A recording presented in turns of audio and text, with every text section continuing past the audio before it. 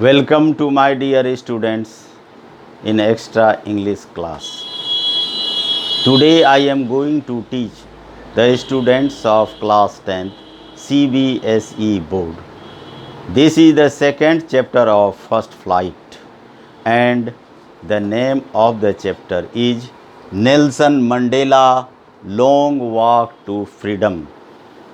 Nelson Mandela Long Walk to Freedom.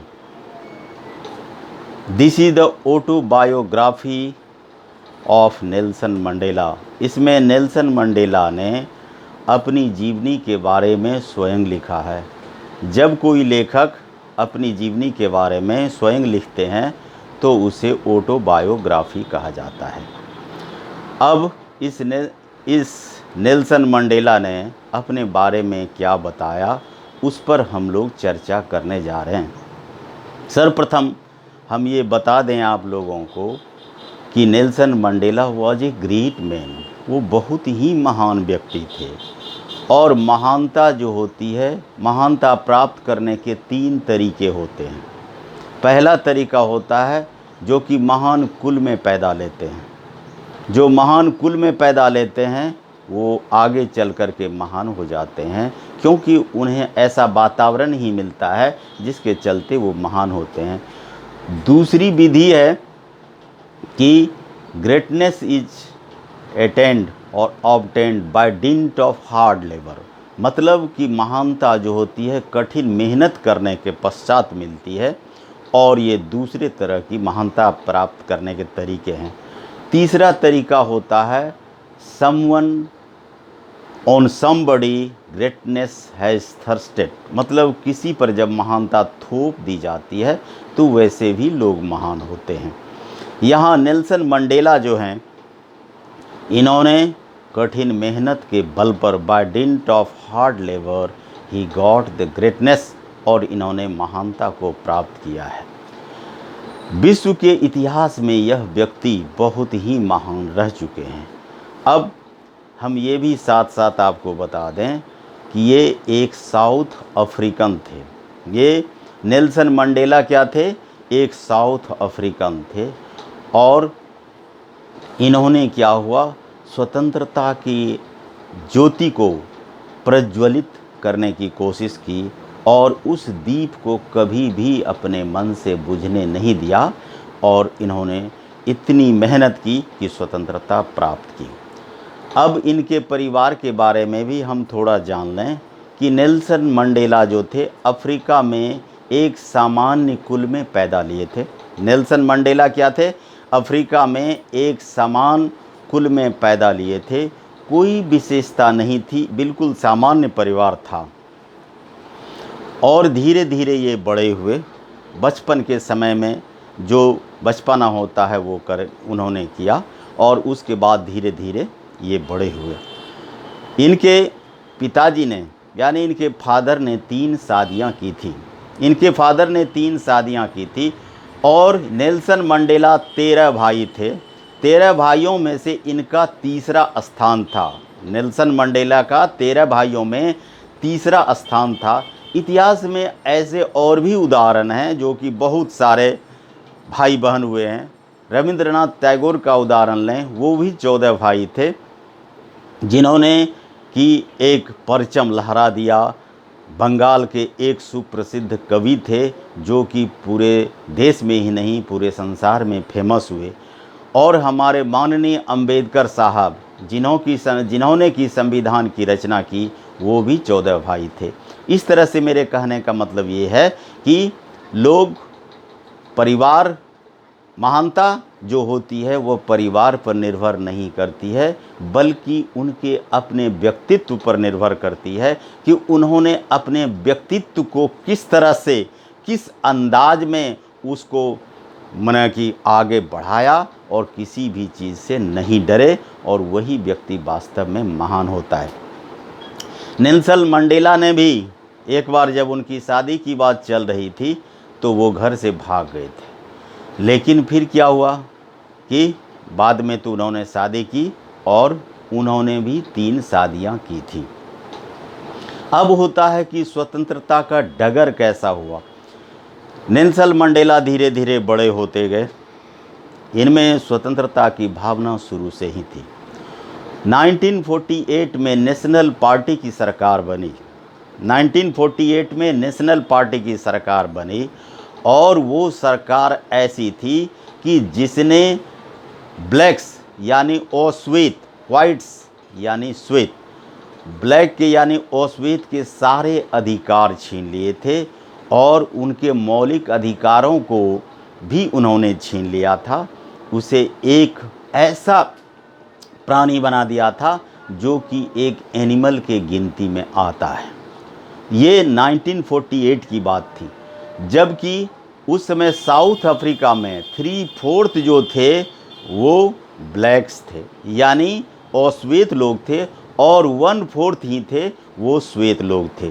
तो इस तरह का बनावट था। लेकिन इस फिर भी आप सोच सकते हैं, कह सकते हैं कि जी जब संख्या में 75% ये अश्वेत लोग थे और ओनली 25% श्वेत लोग थे, तो फिर इन पर शासन कैसे किया गया। इसका एक मुख्य कारण मुझे समझ में आता है, जो यह है कि इनमें इलिटरेसी की भावना बहुत ज़्यादा रही होगी इन अश्वेत लोगों के बीच, और वो लोग हाईली लिटरेट रहे होंगे, जिसके चलते कि उतने दिनों तक शासन किया। हमारे देश में भी तो वही बात हुई थी। हमारे देश के लोग बिल्कुल सीधे साधे थे और अंग्रेज़ों ने आकर के इन सीधे साधे लोगों का फ़ायदा उठाया और लंबे अरसे तक उन्होंने हमारे देश पर शासन किया और उन्होंने भी हमारी स्वतंत्रता छीन ली थी। तो यही हाल होता है हर देश का, क्योंकि जो देश अपने आप में कमज़ोर होता है और शिक्षा की जहाँ कमी होती है वहाँ दूसरे देश का शासन हो जाता है। तो अब हम चलते हैं कि ये Nelson Mandela long walk to freedom तक पहुँचने में इसे बहुत ही लंबी दूरी तय करनी पड़ी और अंततोगत्वा इनको आज़ादी मिली। कहा जाता है, एक कहावत है, well begun is half done. मतलब यदि किसी काम की अच्छी शुरुआत हो तो फिर समझिए कि काम आधा हो गया।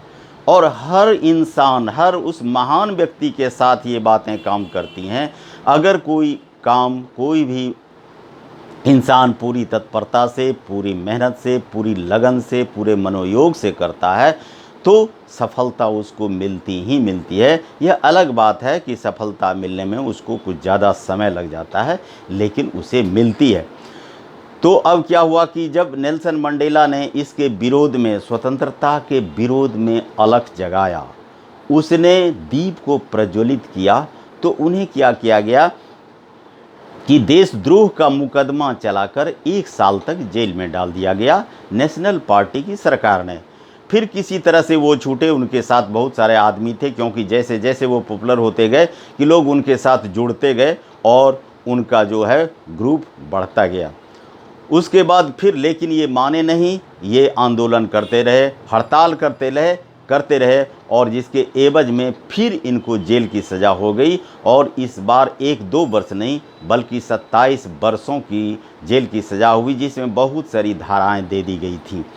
और जेल में इनको जो था कि बहुत यातना दी जाती थी, बड़े कड़े काम करवाए जाते थे, कठिन मेहनत करवाया जाता था और साथ ही साथ इन्हें खदानों में भेजा जाता था, कोयला काटने के काम में, कोयला बाहर निकालने के काम में इनसे काम लिया जाता था। लेकिन ऐसे व्यक्तित्व ये इनके पास थी कि जो कि कभी भी पीछे नहीं हटे और किसी के सामने झुके भी नहीं।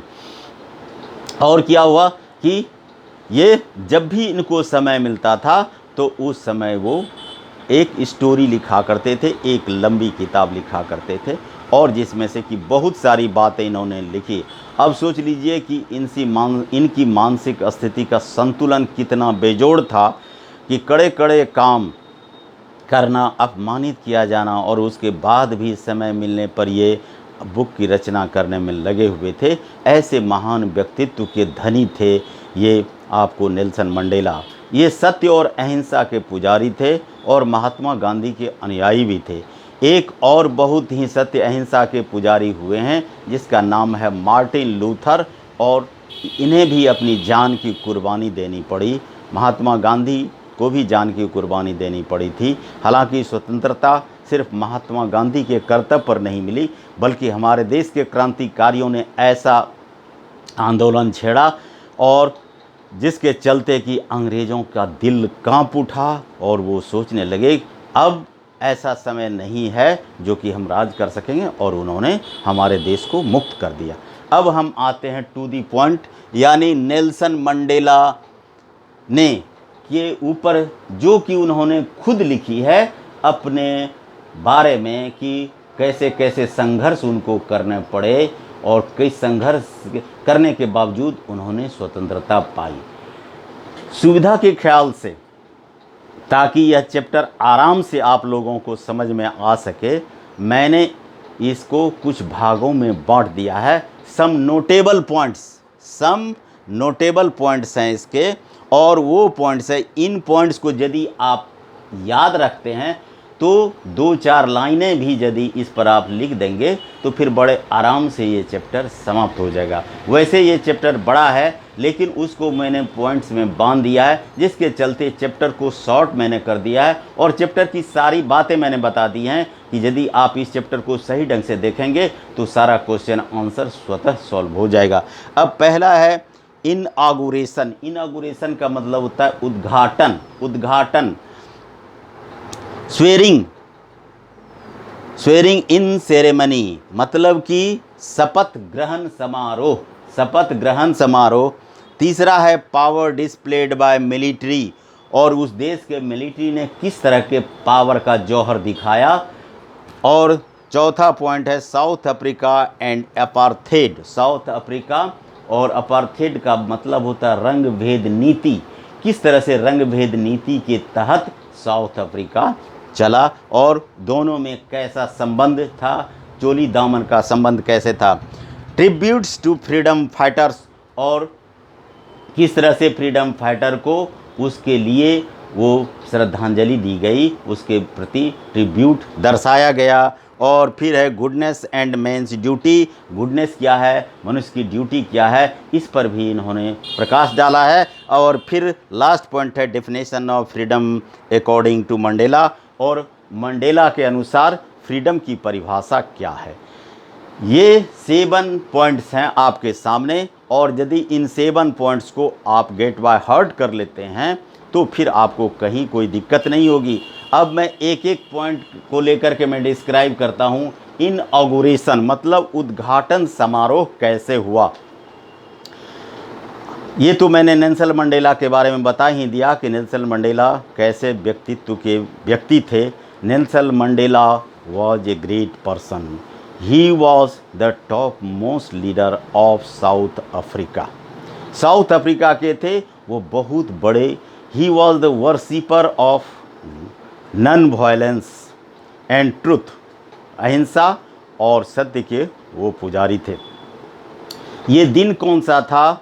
That was the day of 10 मई 1994। 1994 का दिन था, जबकि उन्होंने क्या किया था कि नेल्सन मंडेला को जब सारे लोग जान गए देश विदेश के और इनके बहुत सारे सपोर्ट होने लगे और जेल से इन्हें आज़ादी मिल गई, तो ये खुद इलेक्शन में खड़े हुए और इलेक्शन में खड़े होने के बाद ये अपार जीत इनको मिली। 60% वोटर्स ने इनको साथ दिया और अब इनकी सरकार बनने वाली थी। उसी समय जब सरकार बन गई तो लोगों ने देखा कि इनके त्याग को, इसलिए इनको बहुमत दल का नेता चुना गया, यानी प्रेसिडेंट के रूप में इनको चुना गया। और उसी समय ये इनऑगुरेशन जो हुआ है, it was a very big stage और platform. The ceremony was held in the open building, and the distinguished persons or distinguished scholars had been invited from all over the country. About the distinguished scholars from 140 countries had arrived there. They all were joyful. They were ecstasy of joy, वे लोग बहुत खुशी थे, आनंद से विभोर थे। 140 देश के लोग आए हुए थे and they were about 1 lakh, वे लोग संख्या में लगभग 1 लाख थे। And Mandela was also very happy, and he came to the stage, and he was to be chosen, he was to be sworn as the first president of the blacks. वह black के first president चुने जाने वाले थे. It was a matter of great Joy, और यह बहुत ही खुशी की बात थी, और नेल्सन मंडेला जो थे वो तो इसमें शरीक थे ही. अब देखिए कि दूसरा पॉइंट क्या है, स्वेरिंग इन सेरेमनी. अब स्वेरिंग इन मतलब शपथ ग्रहण समारोह. शपथ ग्रहण समारोह जो है कि उसमें क्या हुआ कि इनकी एक लड़की भी थी. मैंने बताया कि नेल्सन मंडेला ने भी 3 शादियां की थी, और उनमें एक लड़की थी जिस लड़की का क्या नाम था, जेनानी. लड़की का नाम, उनके लड़की का नाम था जेनानी. वो लड़की, that daughter of Nelson Mandela was on the stage, and the 2 most important persons, mister de Klerk and Thombo Mevki, were the 2 important persons who were also to be sworn. अब जो थे कि इनमें जो ये पहला व्यक्ति था कि क्या था, ये सेकेंड डिप्टी प्रेसिडेंट के रूप में mister de Klerk was to be sworn as the second deputy president, and after that the first deputy president Thombo Mevki was to be sworn, and lastly Nelson Mandela was sworn as the president of South Africa. South Africa के president के रूप में ये Nelson Mandela को ये शपथ ग्रहण करवाया गया. ये शपथ ग्रहण समारोह जो था, ये इतने नेल्सन मंडेला बिकेम ओवरवेल्म्ड, वो भाव विभोर हो गए, और स्टेज पर से उन्होंने बहुत सारी बातें बताई अपने देश के बारे में, अपनी जनता के बारे में. और he also promised to make his country free from deprivation, sufferings and discrimination. तो उन्होंने क्या किया, उन्होंने उस स्टेज पर से देशवासियों के लिए एक नोटिस जारी किया कि हम जो है अपने कंट्री को पूरी तरह से किन किन चीज़ों से, he promise to make his country free from poverty सी गरीबी से वो आज़ादी दिलाना चाहते थे. दूसरा है कि डिप्राइवेशन का मतलब होता है वंचित होना. जैसे मान लिया जाए कोई शुगर का पेशेंट है और उसको कहा जा रहा है कि मिठाई मत खाइए, तो इसका मतलब मिठाई वाले चीज़ों से उसको डिप्राइव किया जा रहा है, उसे वंचित किया जा रहा है. तो ये देश जो था बिल्कुल डिप्राइवेशन में था, और ये वंचित था बहुत सारी सुख सुविधाओं से, जिसके चलते उन्होंने एक शपथ ली कि सबसे पहले पॉवर्टी को दूर करेंगे, फिर डिप्राइवेशन को दूर करेंगे, फिर सफरिंग को दूर करेंगे, यानी दुख दर्द कष्ट जो भी है उनसे दूर करेंगे, और एनी काइंड ऑफ डिस्क्रिमिनेशन का मतलब भेदभाव, ऊंच नीच, गरीब अमीर, छोटे बड़े लोगों के बीच जो भेदभाव होता है उसे डिस्क्रिमिनेशन कहते हैं.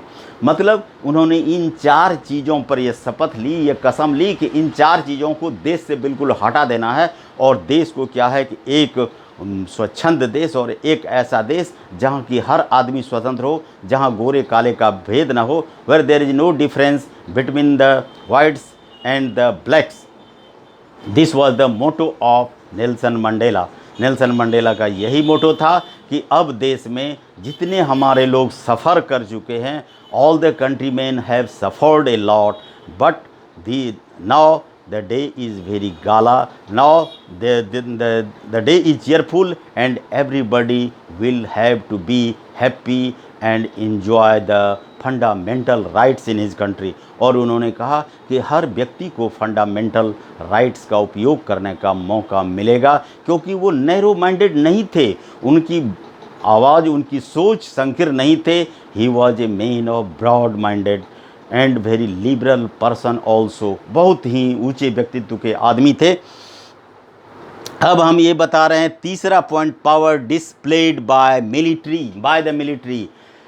जब ये समारोह हो रहा था तो उस समय बड़े बड़े जनरल्स, मिलिट्री के जनरल्स थे. There were generals and big officers on the platform also, on the stage also, on the podium also, and there was a jet, and that was displaying its power, and it was the symbol of the safety of Nelson Mandela. Those officers who insulted Nelson Mandela, who sent Nelson Mandela to prison many times, now were saluting to Nelson Mandela. वैसे officer जिन्होंने कि Nelson Mandela की बहुत बेइज्जती की, जिन्होंने बार बार उन्हें arrest किया, जेल में भेजा, और एक ऐसे जेलर भी थे जिन्होंने कि बहुत अपमान किया था, बहुत प्रताड़ना, बहुत यातना दी थी नेल्सन मंडेला को। लेकिन बाद में वो कहानी मिलती है, वो इस स्टोरी से हट के है, क्योंकि एक बार जब एक बहुत गरीब आदमी को ये नेल्सन मंडेला खाना खिला रहे थे, तो देखा कि उसी होटल में एक व्यक्ति बैठा हुआ था जिसके हाथ थरथरा रहे थे, उसे भी उसने बुलाया, और जब वो बैठा तो उनको बहुत ज़्यादा डर लग रहा था, और डर लग रहा था, उनको भी खाना दिया गया, ऑर्डर किए नेल्सन मंडेला ने, और उसको खिलाया गया।